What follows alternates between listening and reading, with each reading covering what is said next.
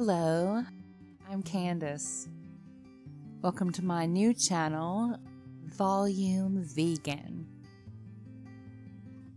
I wanted to make my first video as an introduction to tell you a little bit about me and why we're here. So, I have always struggled with my weight.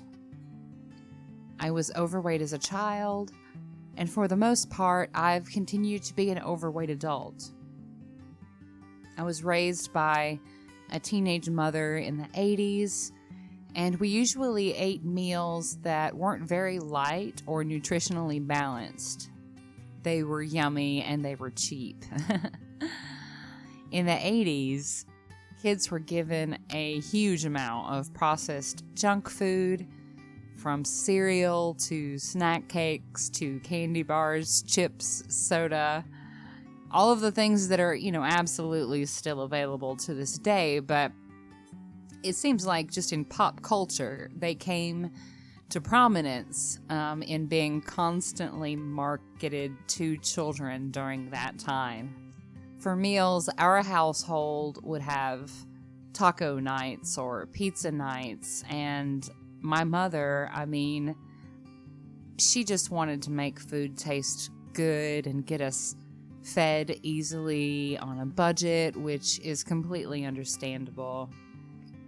She reached for freezer meals, pre-made seasoning packets, canned food, processed food, fast food. Fresh and nutritious wasn't the priority. It was about being delicious, filling, and fed. You were raised to always eat what was put in front of you too, weren't you? Is that just a Southern thing? Or I don't know. I think that a lot of families, especially families that were on a budget, maybe bigger families, with multiple children, maybe your household was like mine, where at least for a certain amount of years, only one parent worked, so it was definitely about making the food last, and so you had to eat what was on your plate. You couldn't let anything go to waste. So I just want to take a moment before I continue telling my story to offer a bit of a trigger warning. I am going to talk about some issues that I've had with food. I'm going to be careful about the words that I use so that I am YouTube friendly, but like I said, I'm going to talk about my struggles with food, and that includes talking about EDs.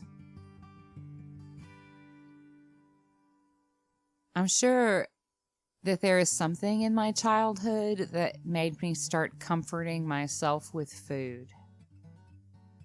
But I also know that in our home, much like everyone else's, we used food to celebrate every single occasion. We had to have feasts to mark birthdays, anniversaries, holidays, whatever party we were having to celebrate or congratulate, we were using it as a reason to go eat a lot of food. Even on paydays in my house, this was an errand running day, and that was pizza night, and we would get 2 large pizzas for 4 people, and it would be devoured. For holiday celebrations at my grandparents' house, we might have had somewhere between 10 and up to 15 people for that event maximum. Not the biggest Thanksgiving or Christmas on the planet, but the spread would be ridiculous. I could list off all of the possible entrees and sides that my family traditionally had at Thanksgiving, for example, but the dessert selection alone was obscene. 10 to 15 people, and we would have maybe 5 or 6 pies, cakes, or desserts. And it seemed like the goal was for us to stuff ourselves silly into a food coma, right? So much food in our lives. It's like we were being trained to be indulgent in that way. I remember not being comfortable in my body when I was a child, when I was in elementary school. When I got into high school, of course, it got worse. I was in a dark place in my life. I lived with my grandmother for a while, and she would make enough food for meals to feed a farm's worth of people. And it was a household of 4 who didn't do that kind of labor. We didn't need that kind of quantity. We didn't need those calories. I remember her making, just for example, for breakfast, she would make, I don't even know, 2 dozen sausage biscuits in the morning, and she would just kind of leave them with a towel on them on the stove for people to sort of graze on throughout the day. And I don't even know how many of those that I would grab as they just sat there, you know, for us to be tempted by. I did a lot of overeating, a lot of B during that time. And I also started to do it to the point that it would make me sick. And I don't know where I got the idea to, I guess, follow through with that. But I did start allowing that to happen, and started doing it purposefully. Filling up completely, emptying it all out, as a solution to my gaining weight as a teenager. There's obviously a word for that, and I'm not going to use that here, but I'm sure I don't have to spell out what I'm talking about. After several months, I literally could not stop myself from getting sick every time I cleared my throat or coughed. My throat was torn up from months of this behavior, and that's when other people noticed, and I was kind of losing control of where I was when I would start to get sick. It was mortifying. I didn't go into any sort of program. I should have. Absolutely. I was so afraid of people realizing what I was doing. And also that I might be hurting my throat and my teeth. And I guess I shamed myself out of doing it anymore, because I did stop doing it. But I still had problems, obviously. I didn't solve my own problem with shame. That's obviously terrible. I was mortified about eating in public as a teenager. In high school, if I did eat lunch, I only ever had the salad bar, convinced that if people had to see me with food, at least they would see that I was trying to make the choices that I should be. But the problem was, I was a junk food eater. I was a fast food eater, so my salads would literally be lettuce and pickles and cheese and a salad dressing. So, you know, like a lot of young people, I was a picky eater. I wasn't raised to be a vegetable eater. Just because I stopped getting sick doesn't mean that I wasn't still putting far too much in. I wasn't good to myself as a young person. I wanted to party and have fun, and when I was in charge of feeding myself, I ate junk food, I ate fast food. I got into one long-term relationship after another as a young woman, and I usually stayed around a size 14.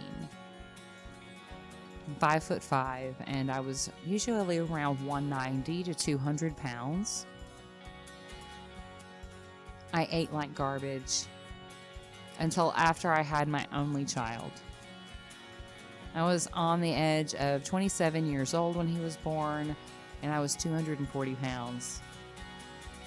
Some of that was the baby and the other things that are in there with the baby. But most of that was my eating like a pan of brownies per day, I think, during the last trimester. Afterwards, I was very unhappy, not only with the weight that I gained, but the way that the fat around my midsection had redistributed during the pregnancy. My body just looked very different than before. I started actively trying new diets. I remember my ex-husband and I doing a very low-carb diet, similar to keto, even though keto wasn't a thing then that we knew of. Thankfully, trying to eat leaner, more whole, and just better in general for ourselves and for our child, I started experimenting with other kinds of foods and incorporating far more veggies into our diets. Over the years, I have tried a lot of things that just didn't stick for me.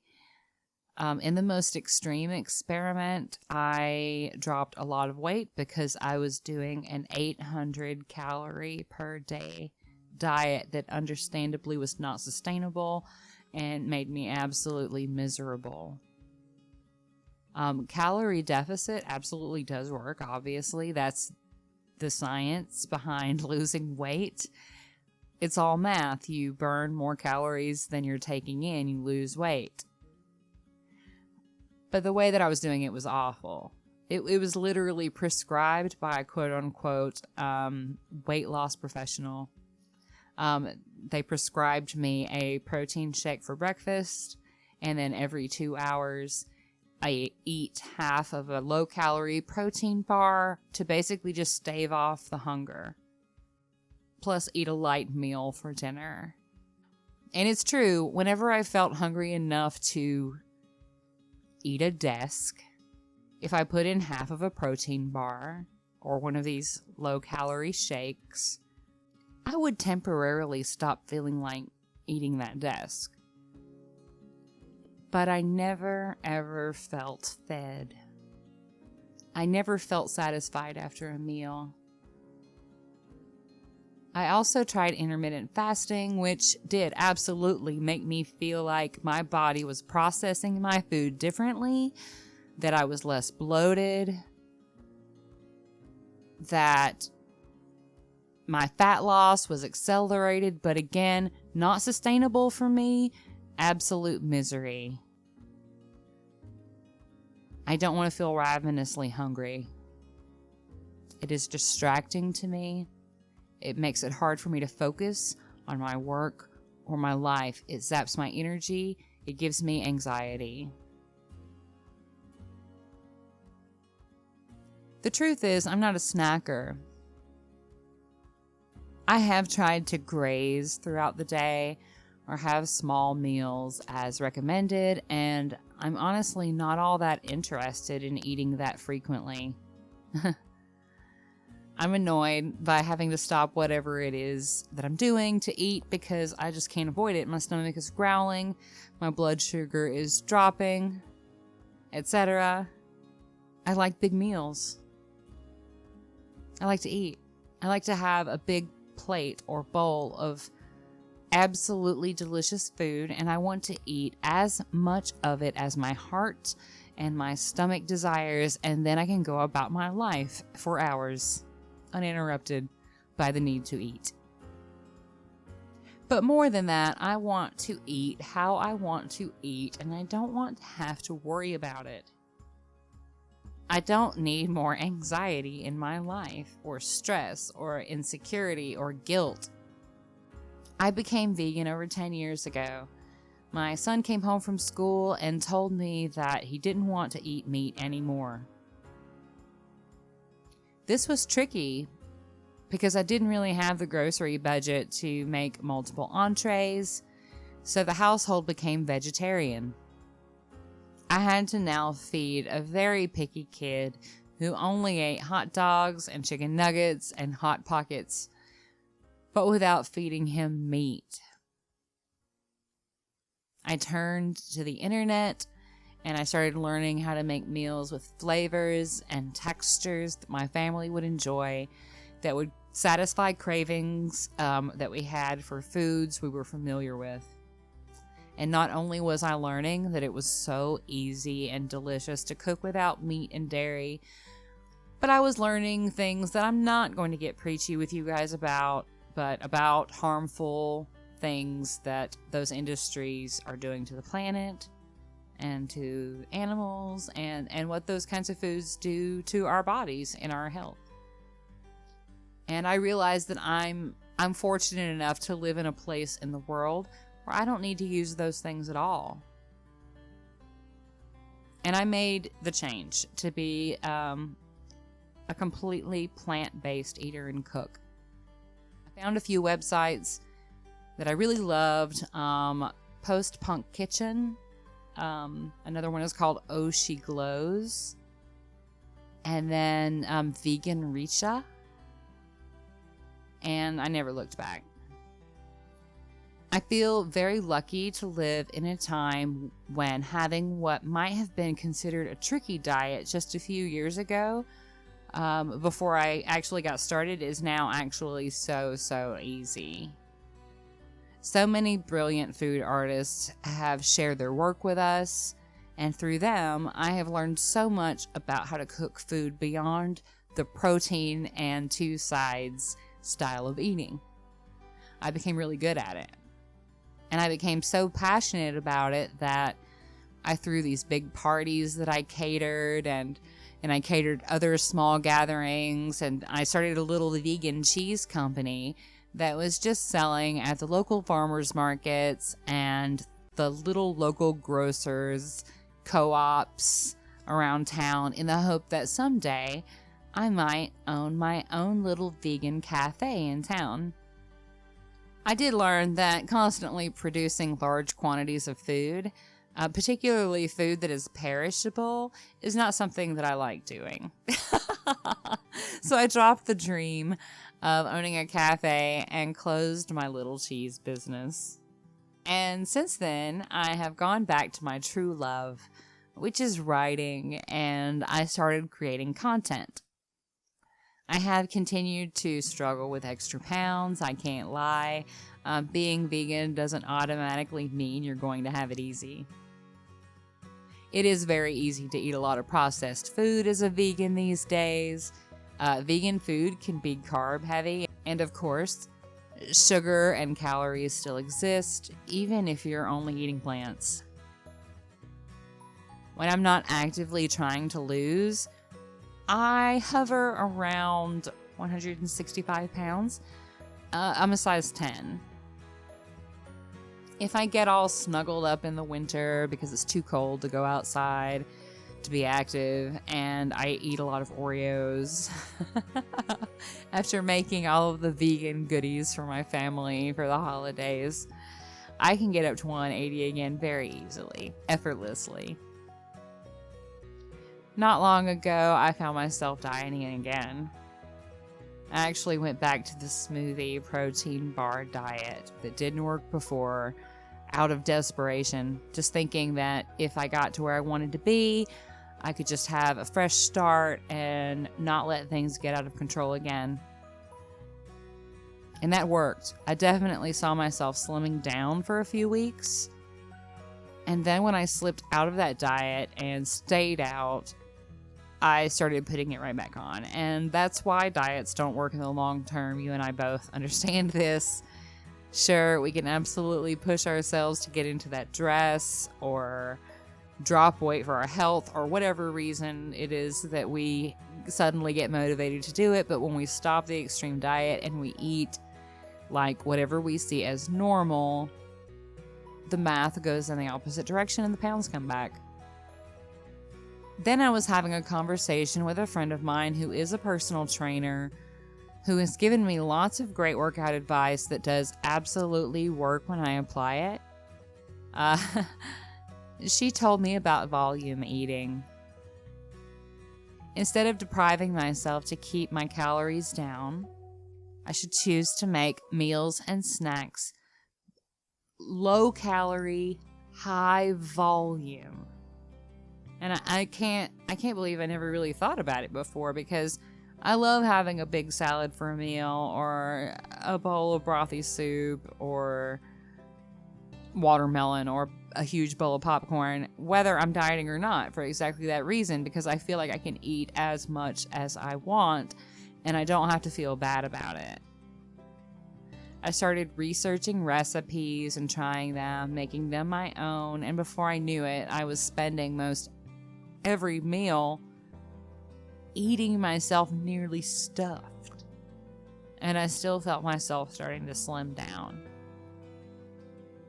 I didn't feel like I wanted to reach for snacks at night anymore, but if I did get a little snacky, it was going to be one of the low-calorie, high-volume snacks that I could just eat on without sabotaging progress. I can give in to the desire to eat and not get off track. It's exactly what I needed. I see other volume eating channels on YouTube, and in their thumbnails, it's wild. It's Nikocado avocado levels of like mukbang quantities of food that there is no way I could possibly put down in a day. I'm not a bodybuilder. I am trying to get myself to commit more to strength training, because I feel that it's very, very, very important that I build as much muscle as I can, as much strength before I hit menopause age, and any metabolism that I have left is going to sputter out. However, I am one relatively small woman and I feed one teenage boy. I have an average sized refrigerator, and I will not be cooking giant quantities of food for you. I am going to share with you the plant-based, gluten-free food that I make, that I can eat absolutely as much of as I want and still drop weight. That's the bottom line. It's going to be delicious. I'm not a nutritionist. I'm not a doctor. I am not a weight loss specialist. I am just a woman who knows how to cook vegan food, and who wants to share tips on eating lower calorie plant-based foods. I want people to eat lots of food and love what they're eating and be as healthy and feel as great as they can. I should add in here that I'm not diagnosed celiac. I choose to eat gluten-free because I have struggled with inflammation in my body, and I really hate that. So I avoid wheat and gluten. It's just a choice. For now, I'm not going to be on camera. I'm going to run with that and see what happens. I'm actually not camera shy, but I do make content elsewhere. And there's something inside of me that doesn't want to let those dots connect at this time. I have always felt comfortable being on camera for my other project because that project is not about weight loss or fashion or style or looks. I know that personalities on the internet are always subject to being physically critiqued, but I have felt like, on that channel at least, when the inevitable trolling of the way I look happens, I can always point out that I'm not here to be pretty for them. The way that I look is irrelevant to that entire show. I don't want for this channel to be a weight loss channel. I am not documenting my body or my weight or any loss. I have my own issues with my body and my weight, like everyone else. But I find counting calories stressful. And to be honest, I can't own a scale. It's just something I don't feel safe owning. It's triggering for me. Numbers like those cause anxiety for me, and to be honest, I don't need for the scale to be a certain number. I just want to feel great in my body. I want to feel strong and healthy, and I also want to feel fed. That's where I'm at this point. So this is a cooking channel, not a weight loss channel, and not an eating channel. I'm also starting the channel because I feel like making videos to share with you, engaging with you, this is something that I really enjoy. I like making content, I like making videos, and I love to cook. So I feel that creating this channel and committing to it is going to keep me going in the right direction and making these meals that are going to keep me on track. This isn't a diet. This is a lifestyle. This is the way that I'm going to cook and eat from now on. Nutritious, clean, healthy foods that are delicious and make me feel completely satisfied. I'm going to create a new normal, and there will be no track to fall off of. And that's the way that I want to look at it from now on. I'm not trying to lose weight. I do want to lose the fat on my body that could create problems for me down the line. But overall, I want to feel great. I want to feel strong. I want to glow and thrive. And I want you to, too. So let's keep each other on track, shall we? Please subscribe to my new channel and turn on those notifications so you will know each time I post a new recipe. I've already started filming, so get ready for new recipes to start popping up in the coming days. I am so excited. Let's live deliciously. Thank you for listening, and I can't wait to connect with you.